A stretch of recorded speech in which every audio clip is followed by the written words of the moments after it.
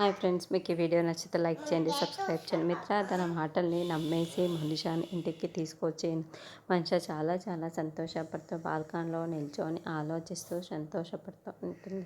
అప్పుడే లక్ష్మి క్లాప్స్ కొడుతూ అక్కడికి రావటంతో మనిష చాలా షాకింగ్గా లక్ష్మి వైపుకు చూస్తూ ఉంటుంది.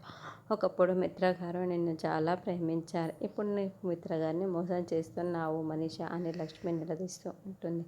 నేను మిత్రని మోసం చేయటం ఏంటి? తనే నిన్న రాత్రి నాతో తప్పుగా ప్రవర్తించాడు అని మనిష బుకాయిస్తూ ఉంటుంది. అబద్ధం చెప్పిన అతికినట్లు ఉండాలి మనిష అని లక్ష్మి అంటుంది. అబద్ధం ఏంటి? నేను నిజమే చెప్తున్నాను అని మనిష అంటుంది.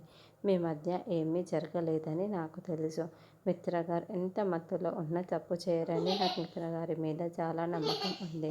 అన్నట్లుగానే మీ మధ్య ఏమీ జరగలేదు అని మిత్రగారిని మోసం చేస్తున్నావు, మభ్య పెడుతున్నావు అని నాకు అర్థమైపోయింది అని లక్ష్మి చెప్పగానే మనిష మరింత షాకింగ్గా చూస్తూ ఉంటుంది.